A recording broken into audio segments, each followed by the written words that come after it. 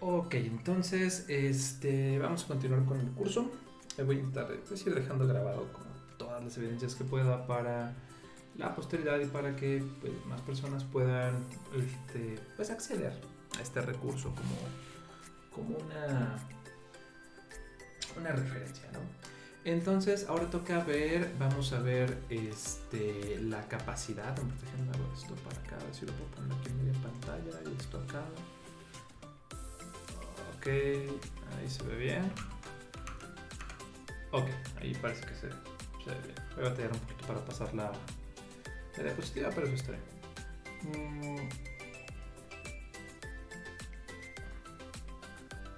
Ok, y en esta ocasión vamos a referirnos a ver de lo que se trata la capacidad y la estabilidad de un proceso. Entonces, básicamente lo que vamos a aprender durante esta unidad, estas clasecitas, vamos a aprender a identificar el estado de un proceso en cuanto a la capacidad y estabilidad del mismo, y vamos a ver que existen estrategias de mejora dependiendo del estado en el que se encuentra un proceso. Vamos a hablar un poquito más de eso. Y bueno, ya que sabemos el estado del proceso, vamos a conocer las estrategias para cada uno de los estados del proceso. Vamos a ver que pueden ser varias combinaciones de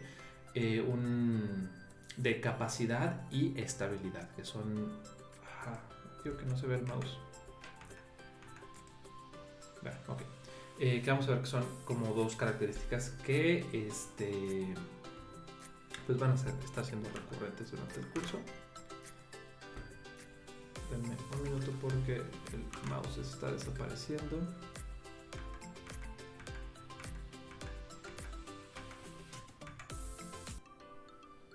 Y ahí está, ya tengo el mouse de vuelta a la vista. Entonces, lo siento, pero bueno, son cosas que pasan, ¿no? Entonces, vamos a ver, vamos a pasar a la siguiente diapositiva y lo que sigue es ver el estado de... Ok, denme un minuto otra vez. Ahí está. Ok. Ya está. Entonces ahora lo que sigue es definir lo que viene siendo el estado de un proceso, ¿no? Vamos a ver que el estado de un proceso... Otra vez el mouse. Ok.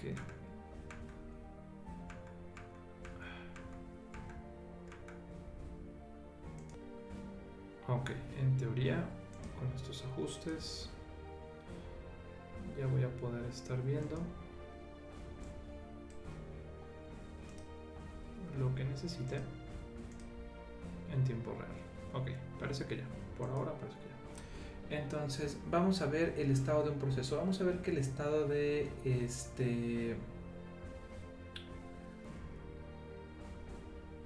un proceso tiene mucho que ver con las cartas de control, ¿no? Ya vemos que las cartas de control ayudan a examinar, déjenme revisar que estoy grabando audio, sí. Examinar la estabilidad de la distribución de la medición de un estadístico en general de un proceso, y esto se puede observar a través del tiempo. Y entonces de esto se deriva que una de las tareas como básicas para caracterizar y mejorar un proceso es evaluar el estado del proceso en cuanto a la capacidad y a la estabilidad, ya que en función de estas dos características el proceso puede caer en 4 categorías, y para cada una de estas 4 categorías vamos a tener estrategias de mejoras diferentes, ¿no? Pasamos acá. Entonces, el estado de un proceso lo vamos a definir como se ve en pantalla. Vamos a ver que existen 4 estados accesibles. Uno es que un sistema es inestable e incapaz.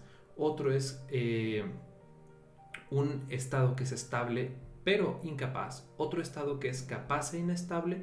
Y el mejor de todos, o el que buscamos obtener siempre, que es el estado que es estable y capaz, ¿no? En general, vamos a ver entonces que un proceso capaz, vamos a decir que es un proceso que cumple con especificaciones de forma que el nivel de inconformidades, de errores o de defectos es lo suficientemente bajo para garantizar que bueno, que no necesitamos hacer un esfuerzo inmediato para mejorar la calidad del producto, ¿no? Entonces, justo ahí en pantalla podemos ver las 4 categorías en las que puede caer un proceso. Un proceso tipo A será aquel que sea capaz y estable. Capaz vamos a definirlo como que el producto o lo que sea que estén haciendo satisface las normas de calidad o los estándares de artículos defectuosos que puede aceptar el proceso. Y vamos a definir un proceso estable como aquel que es previsible en el tiempo. Ya sea bueno o sea malo, es un proceso que ustedes saben cómo se va a comportar en promedio en un tiempo futuro. Un proceso incapaz, pues bueno, es el que no cumple los estándares de calidad, y un proceso inestable es aquel que no puedo predecir, que tiene demasiadas variaciones de errores aleatorios y que, pues bueno, no se pueden predecir. Entonces, evidentemente, nosotros aspiramos a tener regularmente procesos en un estado A, y un estado A es caracterizado por dos cantidades. Vamos a ver si por acá lo tengo. No. Por 2 cantidades. Uno va a ser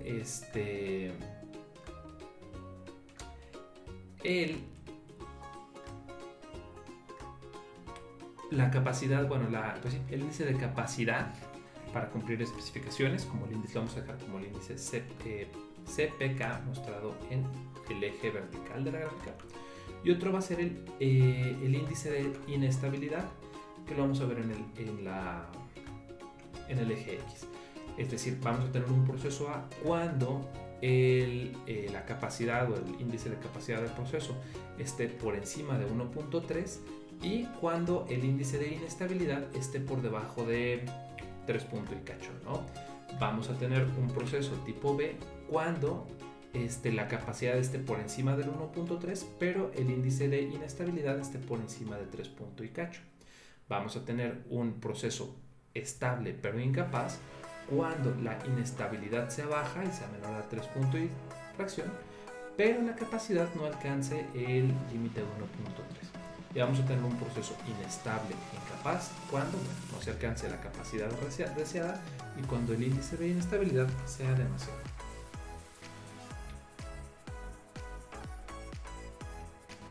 Y con esto lo que sigue es entonces ya revisamos este cuadro. Lo que sigue es entonces cómo vamos a catalogar estos datos, ¿no? Al final del día nada más te ofertan un montón de datos, tú tienes que catalogar ese proceso en una de estas 4 categorías. Entonces, lo primero que vamos a hacer para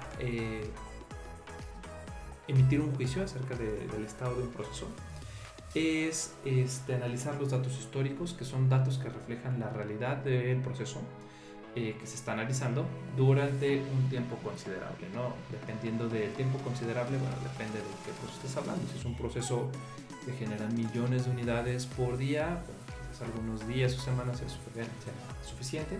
Si estás hablando de un proceso más artístico, más artesanal, pues quizás necesitemos un periodo de tiempo más largo para hacer un análisis sobre ese proceso. Entonces, lo primero que vamos a hacer es delimitar los datos históricos. Primero vamos a tener los datos históricos que reflejen, pues, el estado del proceso en las principales variables de salida durante el lapso de tiempo que sea considerable, ¿no? Y bueno, este lapso ya habíamos dicho que este lapso depende de la velocidad del proceso y bueno, para un proceso masivo en el que se producen cientos o miles de piezas o partes por día, vamos a tener que es suficiente contemplar las mediciones de las últimas 2 o 4 semanas. Estamos hablando de unos 300 o 500 grupos. Para un proceso lento que genera pocos artículos por día o piezas por día y quizás en una semana se hacen pocos muestreos y mediciones, vamos a necesitar contemplar un periodo mayor. De preferencia que tengamos los 100 o 200 puntos de la gráfica de control de dicho proceso. Ya para procesos intermedios, que sean semimasivos, pues aplica un criterio intermedio, ¿no? Habría que ver hasta dónde se pueden comportar o analizar las gráficas con los datos que se tienen. Entonces, ya hemos dicho que es importante que durante el periodo de análisis no se hayan hecho grandes cambios o modificaciones al proceso. Y bueno, en caso de que se hayan realizado, como en los procesos de arranque, pues ni modo, no va a haber de otra y vamos a tener que iniciar con una recolección intensiva de datos para realizar el estudio. Ya que terminamos con esta parte, lo que sigue es analizar la estabilidad de esto. Para estudiar la estabilidad del proceso a través del tiempo, vamos a utilizar evidentemente los datos históricos que recabamos en la parte anterior y vamos a calcular el índice de inestabilidad, que lo denotamos con la letra S mayúscula y con un subíndice T. Para analizar esta estabilidad, vamos a necesitar, se recomiendan un par de actividades, ¿no? La primera es analizar las cartas de control que se obtuvieron durante el lapso de tiempo que comprende los datos históricos y bueno, ordenar estas cartas conforme al tiempo en las que se obtuvieron. Vamos a desplegarlas y analizar cómo fue el comportamiento de los puntos, buscando identificar patrones especiales de variación, es decir, patrones que no sean aleatorios, puntos fuera de los límites de control, tendencias, ciclos y cosas como estas. A partir de esto vamos a verificar si hay algún tipo de inestabilidad predominante y vamos a calcular el índice de inestabilidad como se explicó en clases anteriores.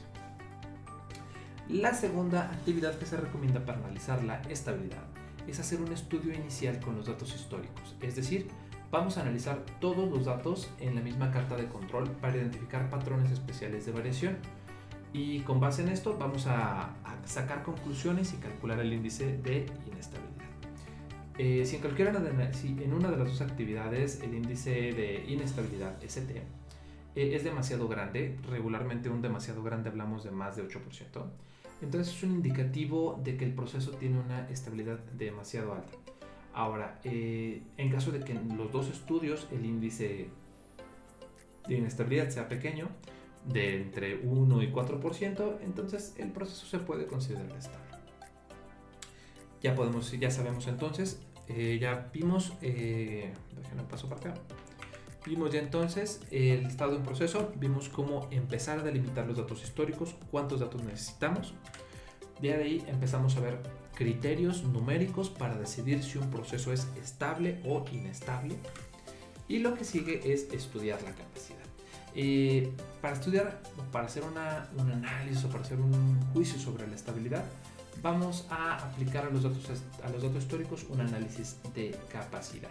En particular, vamos a obtener los índices de capacidad a corto plazo, CP y CPK, cuyas fórmulas las podemos ver ahorita en pantalla. Y los equivalentes a largo plazo, que son los P, los PP y los PPK. Y a partir de esto vamos a ver la distribución de los datos respecto a ciertas especificaciones y vamos a ver si hay problemas de capacidad y bueno, si los hay, vamos a tener que identificar a qué se debe este problema o este exceso de variación. Ahora, si la variable es de atributos, que vamos a estar hablando, que esto significa que estamos hablando de un porcentaje de defectuosos o del número de defectos por lote, entonces es recomendable analizar por medio de un histograma la proporción de defectos y estimar el porcentaje promedio de defectos o su correspondiente en defectos en partes por millón o defectos por millón y trasladar este promedio de defectos al índice CP. En ambos casos, de acuerdo con el análisis realizado, vamos a necesitar concluir si la capacidad del proceso es apta para cumplir las especificaciones de calidad.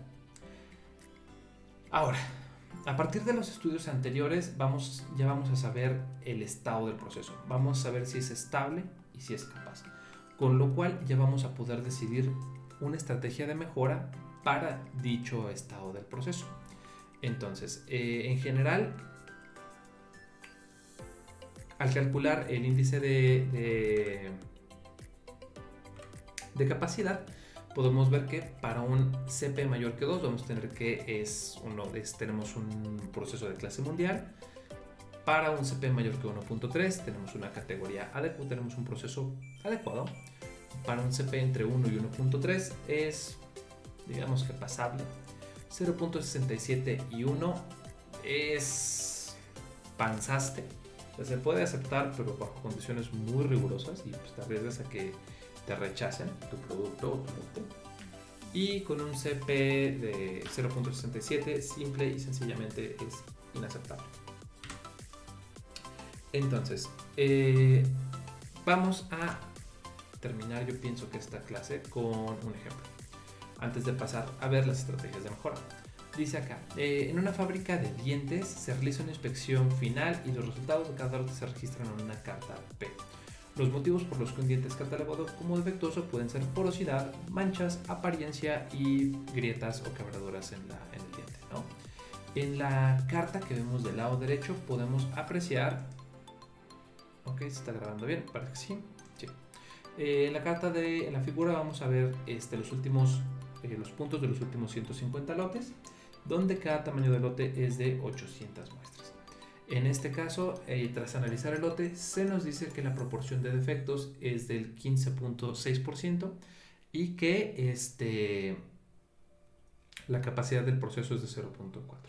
Entonces, si vamos hacia atrás, podemos ver que la proporción de defectos en sí ya es bastante alta.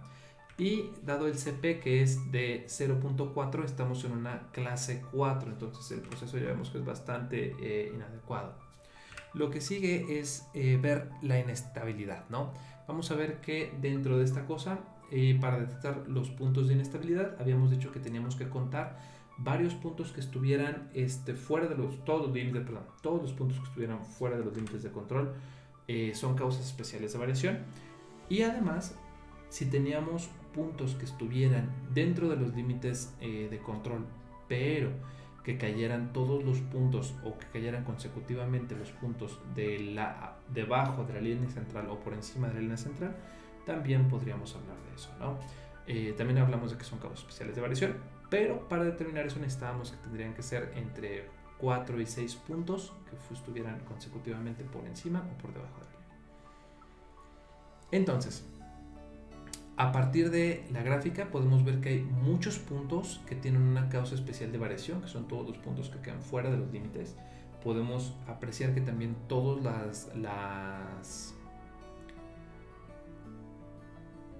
los puntos especiales son por encima, lo cual quiere decir que están teniendo más defectos de lo normal, de lo esperado o de lo normal o de la variación aceptada. Y no hay ningún lote de dientes que haya tenido menos defectos de lo esperado. Entonces estamos viendo que en general la calidad del diente estamos viendo que tiene problemas, ¿no? Vamos a ver que existen 11 puntos por arriba del límite de control superior. Tenemos 3, 4, 5, 6, 7, 8, 9, 10 y 11. Entonces, para calcular el índice de inestabilidad, lo único que hacemos es conseguir los puntos que están como los puntos especiales o puntos que están relacionados a causas especiales de variación. Lo dividimos entre el número de puntos que tenemos, que en este caso van a ser 150, y lo multiplicamos por 100. Nos da un índice de inestabilidad del 7.3, que si regresamos un poquito, decimos que el índice de estabilidad que está entre 6 y 9 está en esta región. Entonces tenemos un proceso que es muy inestable y no podemos realmente predecirlo con certeza, ¿no? Y básicamente nos dice que tenemos un punto fuera de los límites de cada 25 puntos. Por lo tanto, el proceso lo podemos calificar como un proceso tipo D, que es un proceso incapaz e inestable. Y con eso terminamos este video. Ahorita seguimos con el siguiente, que va a tratar acerca de estrategias de mejora.